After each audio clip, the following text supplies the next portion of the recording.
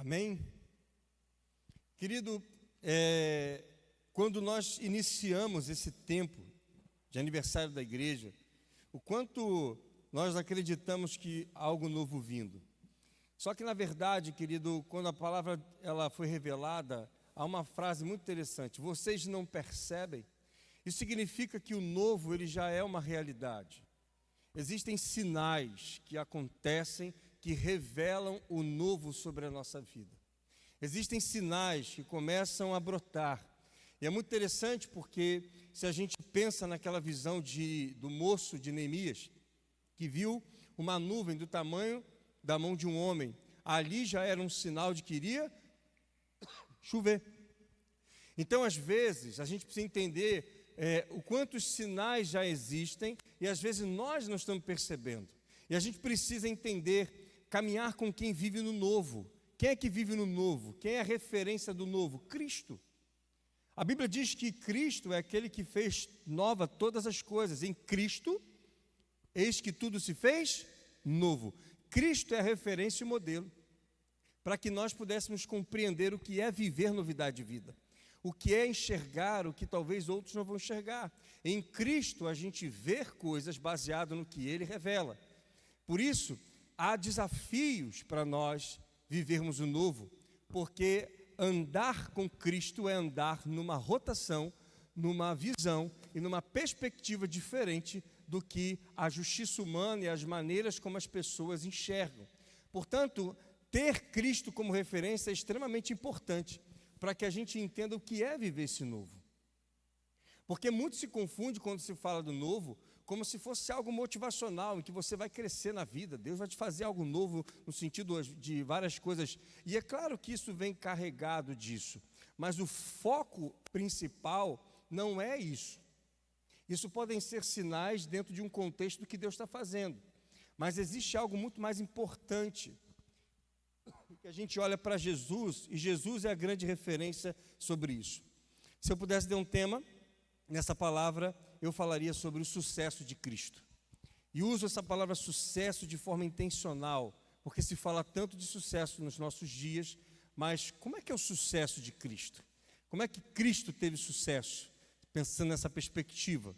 E aí a gente olha João 14, versículo 6, que vai dizer assim: disse-lhe Jesus: eu sou o caminho, a verdade e a vida. Ninguém vem ao Pai senão por mim. Aqui tem segredos e revelações importantes do sucesso de Jesus, do que Jesus fez que eu e você precisamos fazer, de como Jesus viveu que nós precisamos viver. Nós precisamos desfazer alguns contextos religiosos, achando que Jesus é aquele que está lá sentado com Deus Pai, eu oro por Ele, adoro Ele, está lá. E como se eu vivo a minha vida aqui na terra normal e venho para a igreja para adorar Ele que está lá em cima. Só que não foi para isso que Deus nos chamou. A Bíblia diz que nós vamos viver como Cristo. Por isso que é Cristo em vós a esperança da glória. Colossenses vai dizer, por que Cristo em vós? Cristo está dentro de você. E Cristo está dentro de nós através do Espírito Santo de Deus, a terceira pessoa da Trindade. Porque o Espírito Santo de Deus nos selou e nos deu vida. E por que Ele nos deu vida? Porque estávamos mortos para o pecado, por causa do pecado.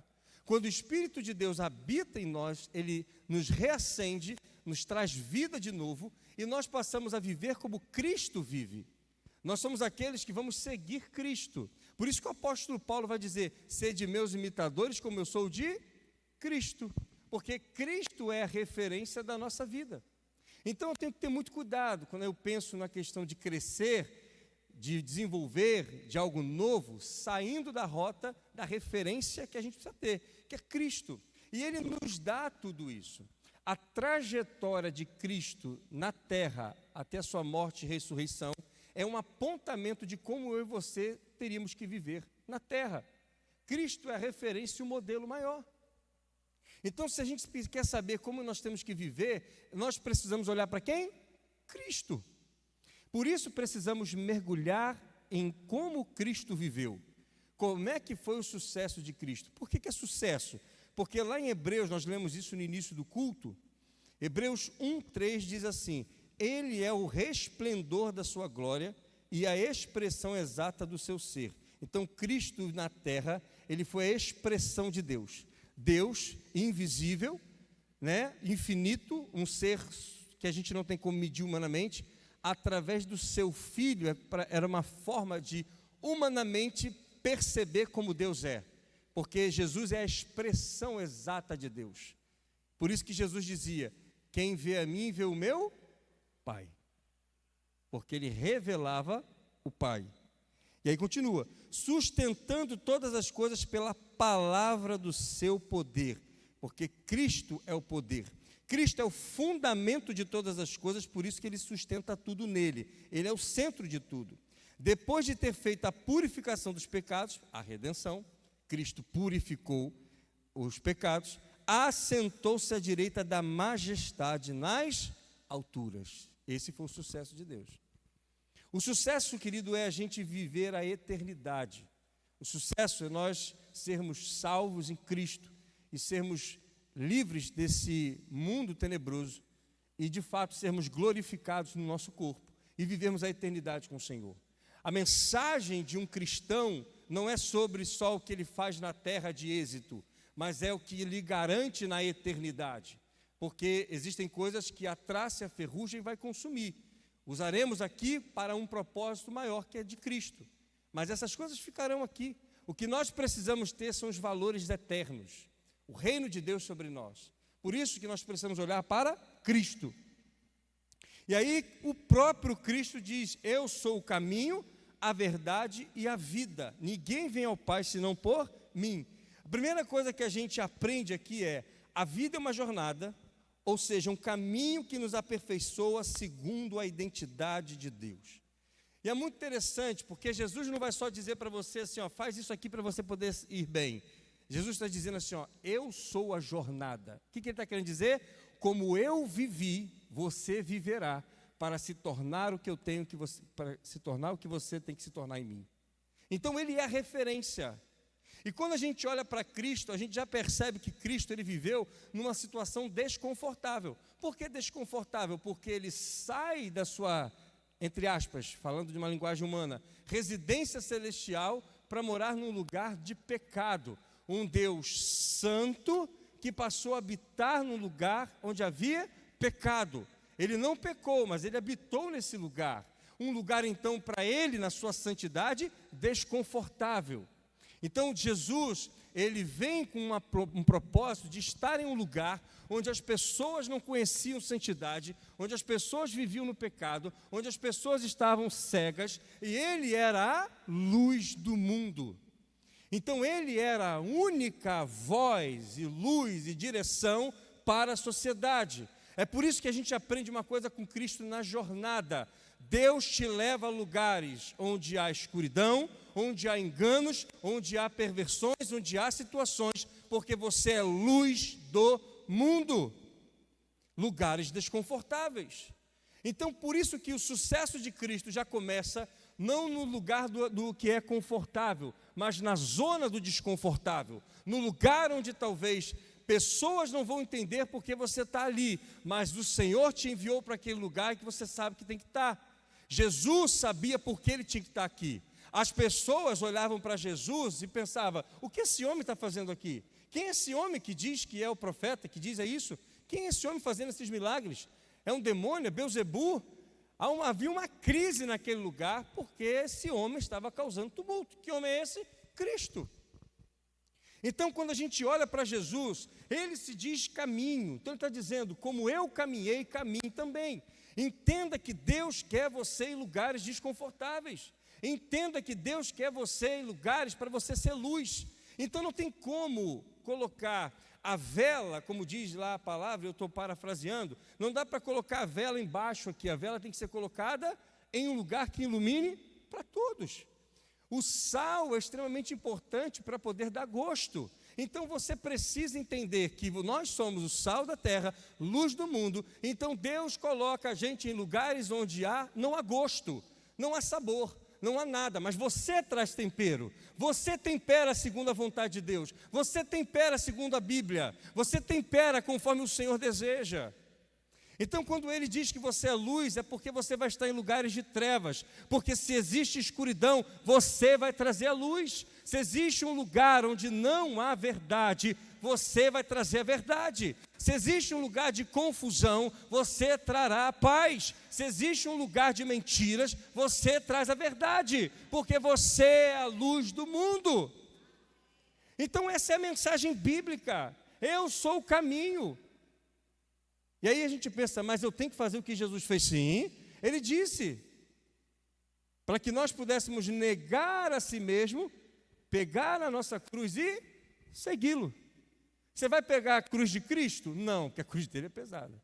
Mas você vai pegar a sua, eu vou pegar a minha. Cada um tem a sua. A questão é que todos vão pegar a sua cruz. A cruz é justamente aquilo que você carrega, que você tem que renunciar todo dia. A cruz é justamente o momento que você tem que renunciar algo sobre você, a redenção sobre a tua vida. Seja temperamento, seja vontades, sejam gostos, sejam várias situações da humanidade que ainda permeia dentro da gente. Porque se eu quero viver no Espírito, eu preciso matar a minha carne. Se eu quero seguir Cristo, eu preciso andar no Espírito. Se eu nasci de novo, olha o novo aí, ó. Se eu vivo algo novo, se eu vivo novidade de vida, eu preciso largar o velho. Portanto, eu preciso andar no Espírito. Eu nasci de novo. Os nascidos do Espírito andam no Espírito. Então, caminho, Jesus dizendo eu sou o caminho, é uma jornada de olhar para como Cristo viveu. Cristo é a referência, Ele nos ensina, é por isso que o discipulado é com Ele, por isso que Ele é o sentido da igreja, Ele é tudo para nós. Cristo, por isso que nós temos que ser cristocêntrico. Uma igreja cristocêntrica é uma igreja que tem Cristo no centro de todas as coisas. Porque Ele é tudo. Porque dele, por Ele, para Ele são todas as coisas. Essa mensagem, ela é viva, ela é a única que não pode se perder. Se perdeu em algum momento, precisa ser achada. Nós precisamos voltar para ela. Nós precisamos encontrar a verdade em Deus. Portanto, Cristo é o caminho, ou seja, Ele trilhou o caminho que nós temos que trilhar. Ele trilhou o caminho que nós temos que trilhar.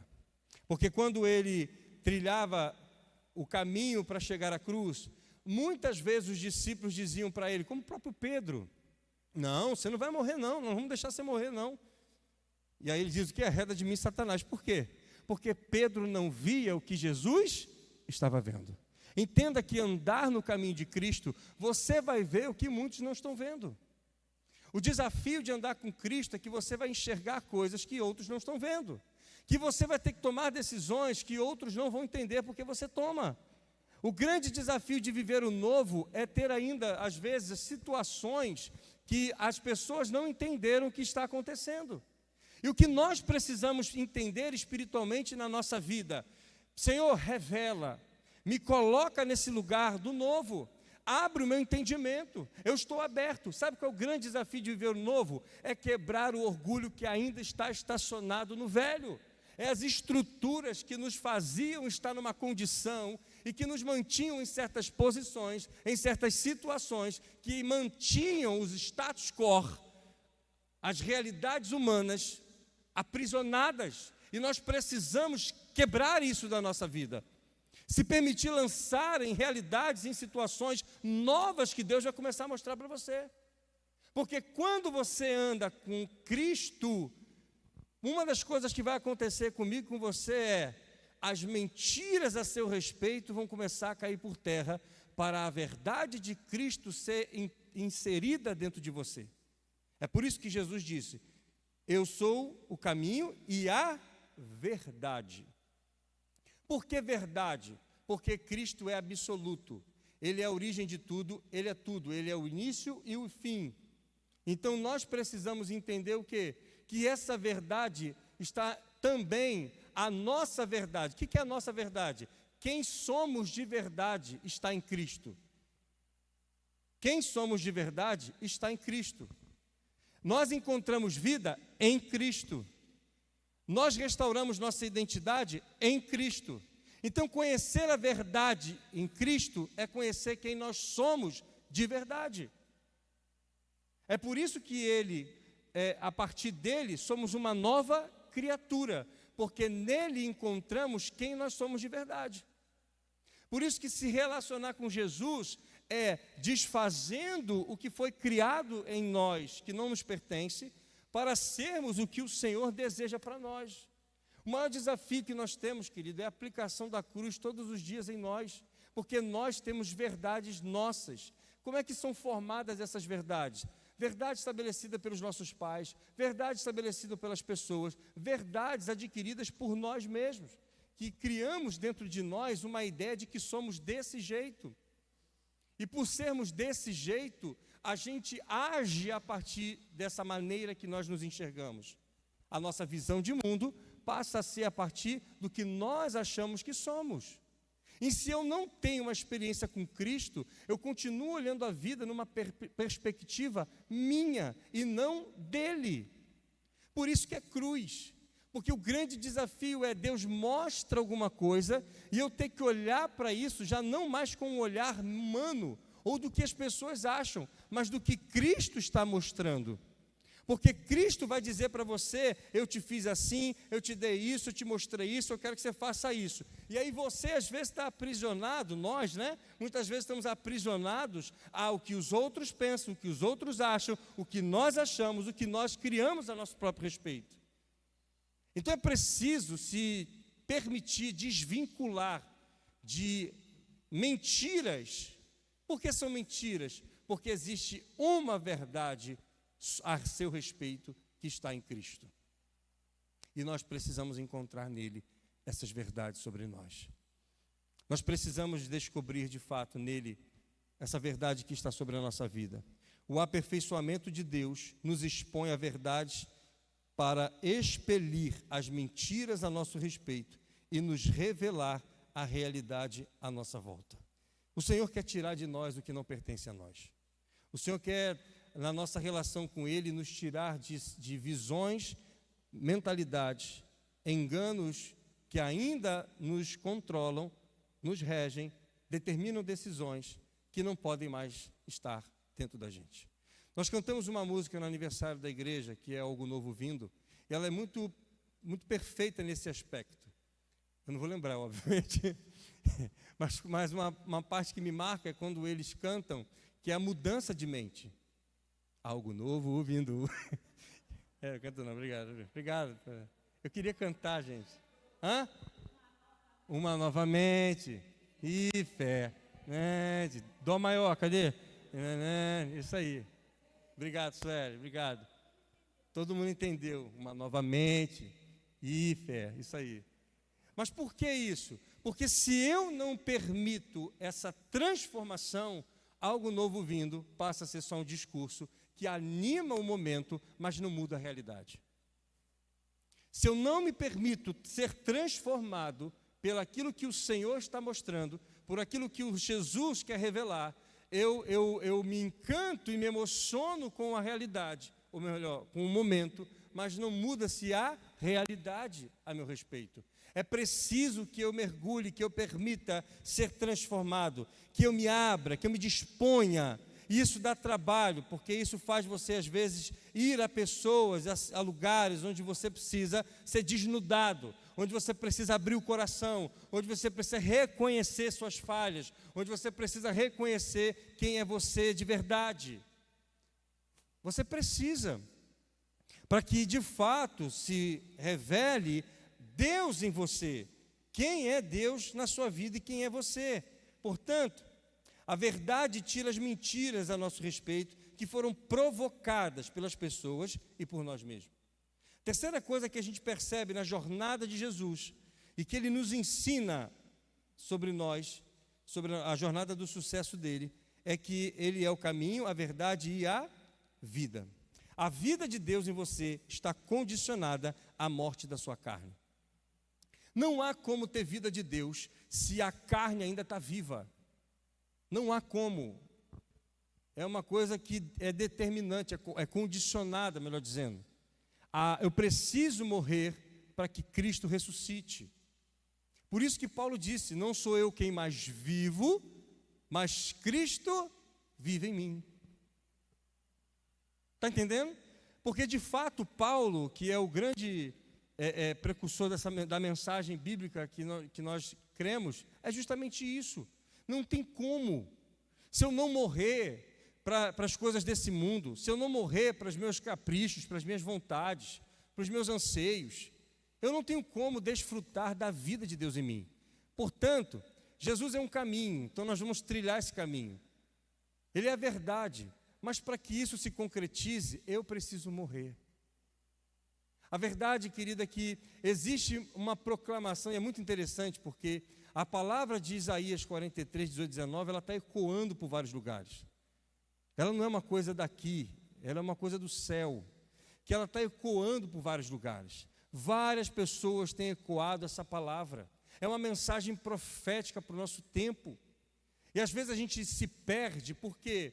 Porque é muito claro que as coisas velhas elas precisam ficar de lado. E a gente precisa trazer isso para a nossa vida espiritual. Nós precisamos entender que se não houver morte, não haverá vida. O cerne da questão da nossa vida com Deus é morrer para as coisas desse mundo. E o que é morrer? Você pode ter sua justiça própria, mas ela não vai te levar ao novo. Você pode ter suas verdades absolutas, mas ela não vai te levar ao novo. Você pode querer, que você achar que tem o direito de viver e de pensar do jeito que você quer. Você pode viver com tudo isso, mas isso não te leva a viver Cristo. É isso que a gente precisa entender. Ah, mas eu sou desse jeito, eu quero ser assim, eu penso desse jeito. Amém. Vai morrer assim e não vai desfrutar da vida de Deus, porque não tem jeito. Desculpe a expressão que eu vou usar, é botar o rabinho entre as pernas e viver o que Deus tem, para ser mais dentro da nossa realidade. Se nós não fizermos isso, a gente não vive o que Deus tem, porque morte é justamente isso. Há uma cruz nos esperando para matarmos a vida de mentira que estamos levando até aqui. Por que vida de mentira? Porque se eu não vivo a verdade de Deus, o propósito de Deus, o que Deus tem para mim, a minha vida que eu estou vivendo é uma vida que ela me faz às vezes viver bem aqui na terra, mas ela não condiz com a realidade espiritual que Deus tem para você e para mim. Eu preciso, de uma vez por todas, entender que Deus tem sim um propósito. Propósito não é uma palavra que foi inventada por coach, por psicólogos. Propósito é uma palavra estabelecida por um Deus, que no Salmo 139 diz que todos os nossos dias foram escritos. E por serem escritos, tem significado, tem sentido de existir. Logo, tem propósito.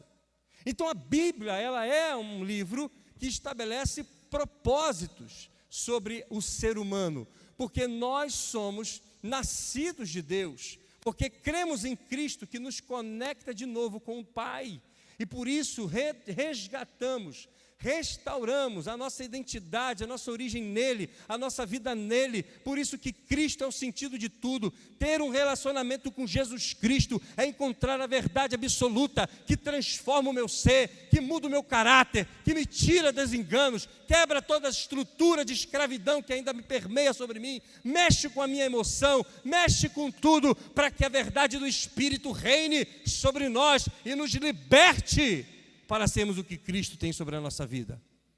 É isso que o poder de Deus causa. O poder que transforma, o poder que muda a condição de vidas de pessoas. Então nós podemos fazer o que quiser, no sentido de viver o jeito que queremos.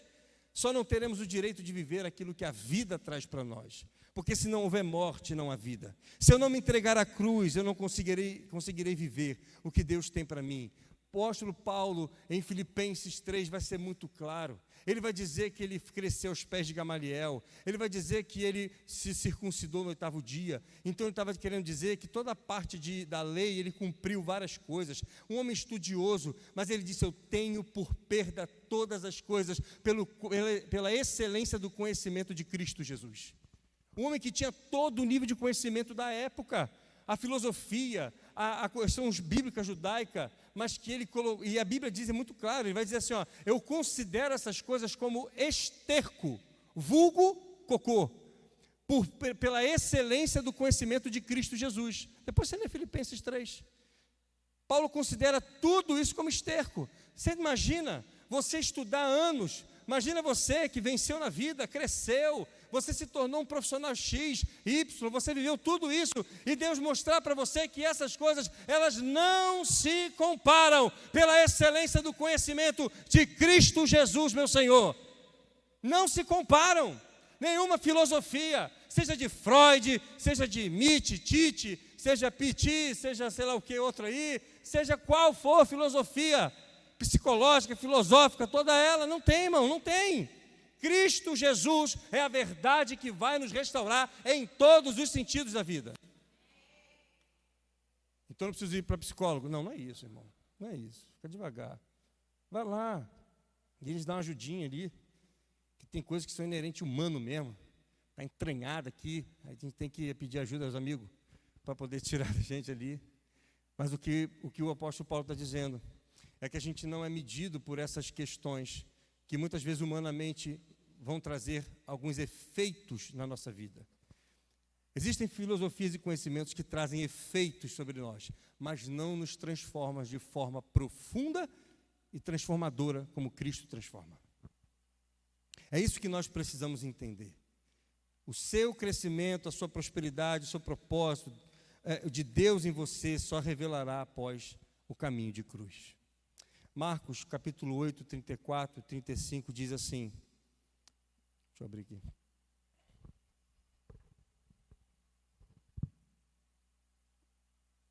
Marcos capítulo 8.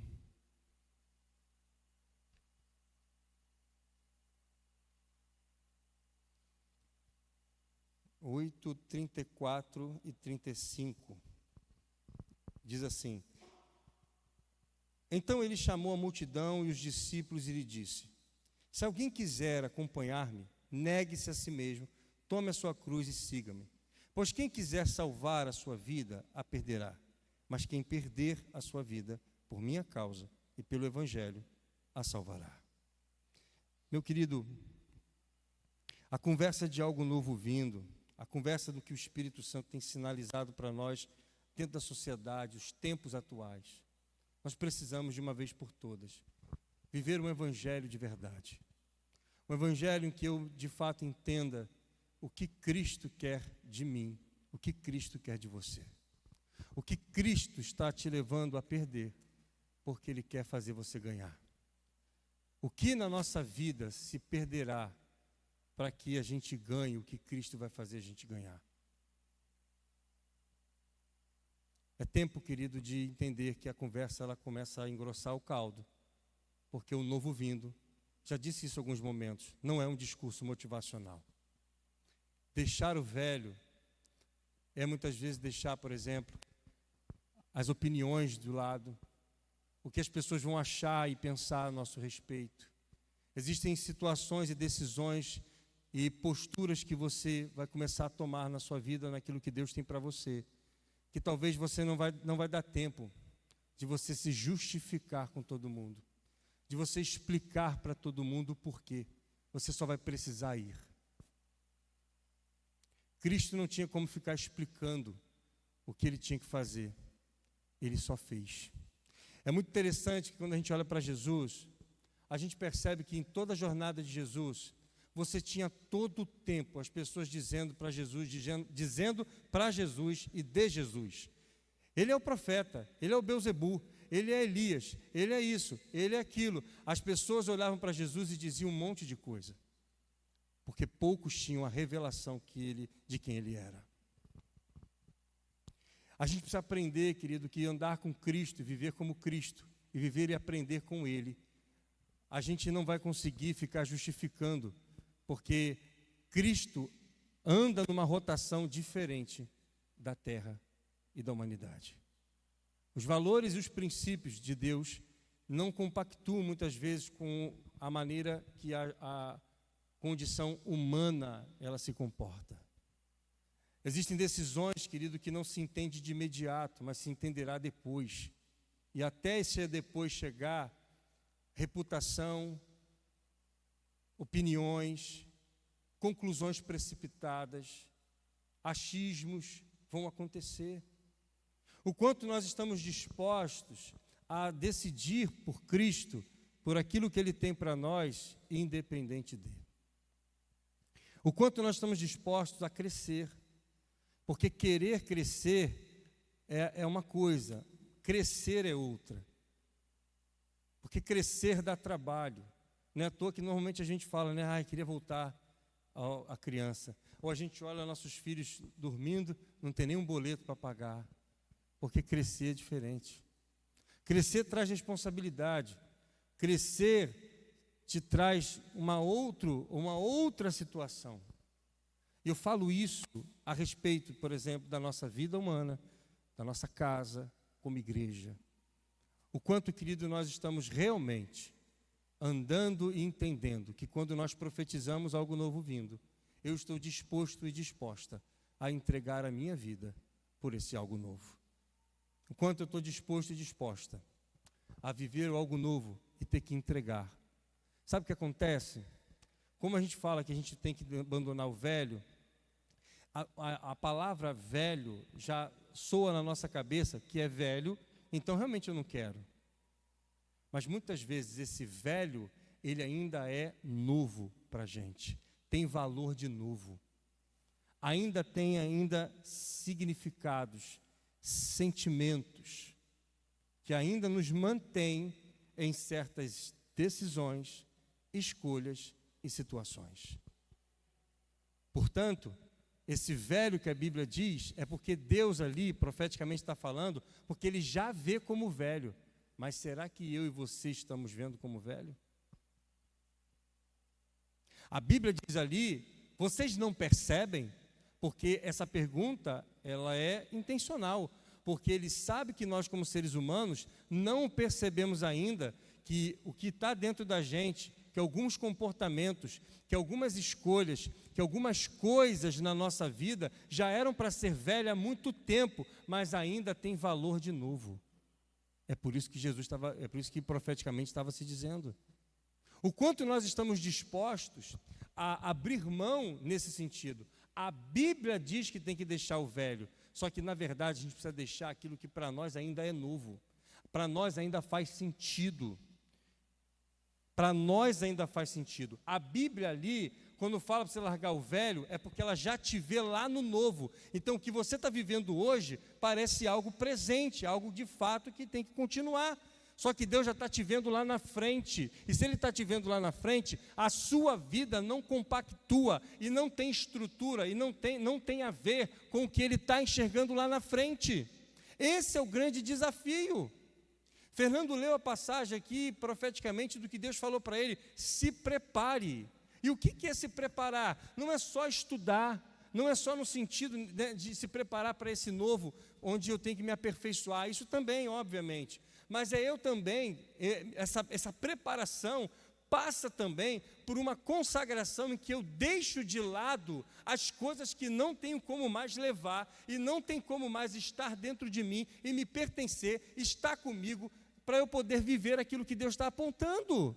E, irmão, preste atenção, isso pode ser objeto? Pode ser objetos, mas isso tem muito mais a ver com estruturas e formações de pensamentos que ao longo da vida nos mantém nessa posição, nessa maneira de ser desde então.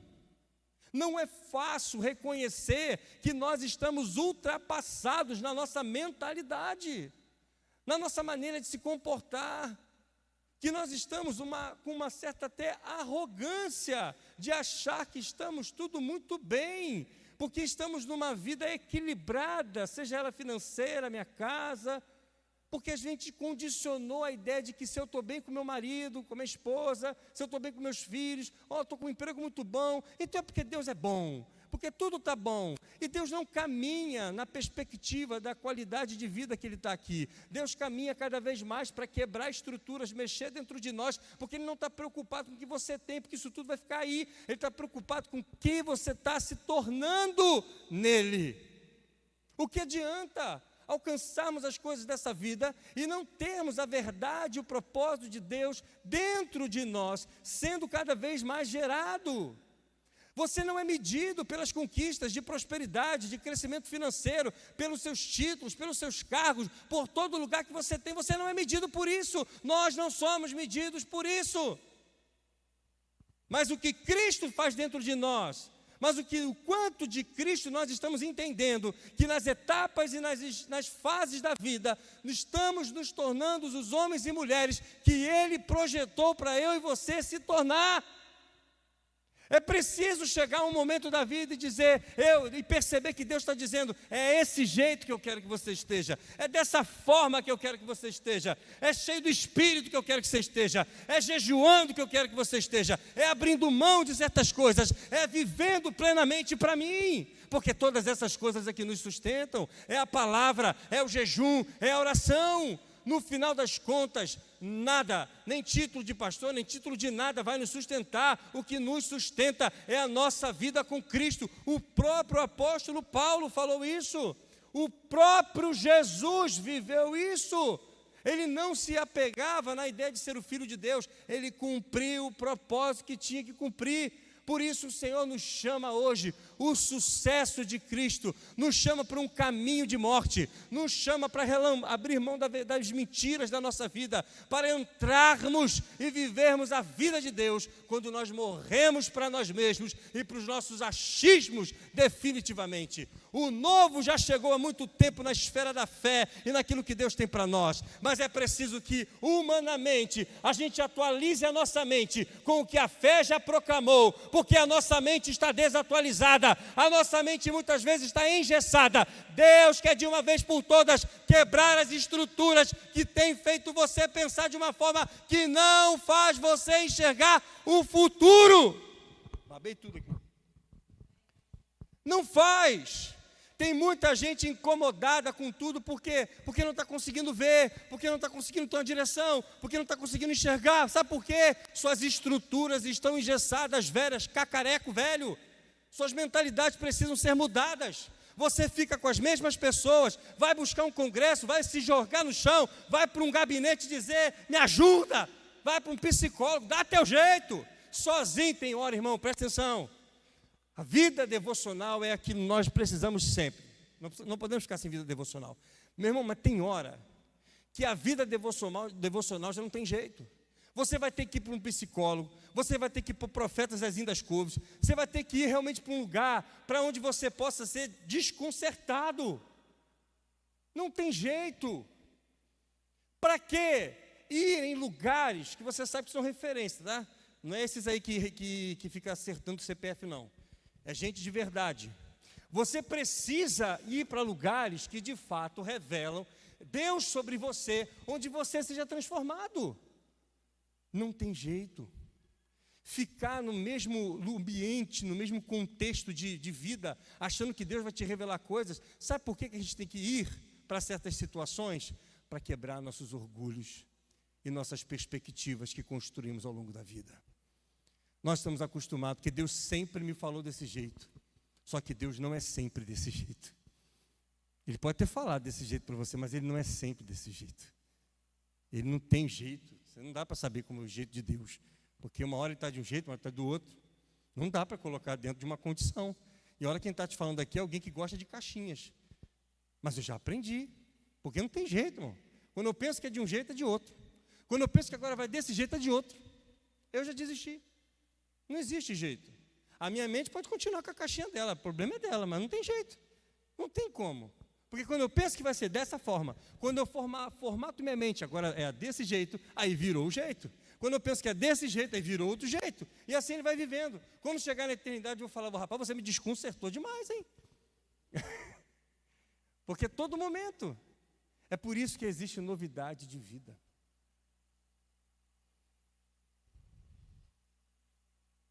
Cuidado.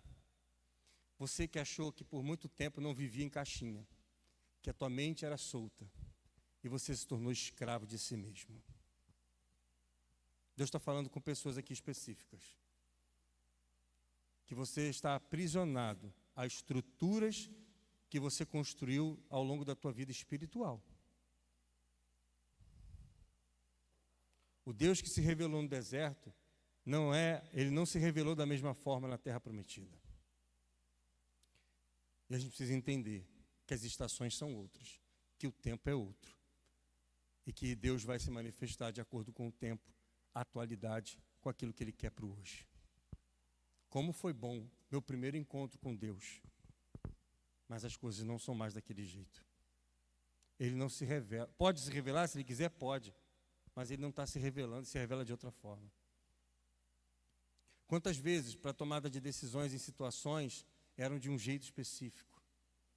É porque, querido, não é que Deus muda, é porque Deus também respeita a maneira como você e eu estamos. Se Ele se revelasse em determinadas formas, nós não iríamos conseguir compreender e entender. Ele é tão amoroso, Ele é tão bom, que Ele se manifesta de forma diferente a partir da necessidade que você tem de mudar. Por isso Ele revela para você de forma diferente. O que Deus quer tratar e curar com você, você não tem dimensão. Por isso que você está tentando encontrar referência e não tem. Aliás, isso é uma coisa que Deus está querendo falar com muita gente aqui. Para de ficar criando referência da forma como Deus falou com você. Sabe por quê? Porque a forma como Ele quer falar com você hoje não tem referência. Não tem. Porque é algo novo que Ele quer fazer com você. Então não tem parâmetro. O quanto nós estamos dispostos, querido, a entregar a nossa vida. Talvez nós entregamos nossa vida para Jesus, já abrimos mão de muita coisa, mas o quanto chegou um tempo de entregar coisas que você não entregou até aqui. Eu queria que você ficasse de pé no seu lugar. Aliás, Deus é muito maravilhoso, porque existem pessoas aqui que já entregaram o carro, existem pessoas aqui que já entregaram situações financeiras, mas eu quero te dizer, querido, que você pode até ser tocado, se quiser entregar alguma coisa, pode entregar. Mas tem coisas que Deus está dizendo para você hoje, assim, olha, você precisa entregar o que talvez você nunca entregou na sua vida. Deus está falando com pessoas aqui de forma muito específica, para dizer para você assim, olha, você já entregou muita coisa para mim, mas existe algo aí que precisa ser entregue, que você nunca entregou para mim. Existem níveis de controles humanos que tem muitas pessoas que não entregaram ainda. Eu quero te dizer, querido, que para você ir para o outro nível, você precisa entregar isso na sua vida. E entregar aponta para a morte. Talvez se nós aqui, você tem maior facilidade de você ofertar alguma coisa, financeiramente falando. Só que Deus está dizendo para você o seguinte, Ele quer algo que você tem dificuldade de entregar. Nós vivemos um período aqui que nós entregamos muitas ofertas, né? E ofertas grandes nesse sentido. O quanto ali Deus queria tratar a questão financeira, nosso nível de estar preso ao dinheiro. Porque toda entrega Deus quer tratar quem está entregando. É por isso que Deus está dizendo muito específico.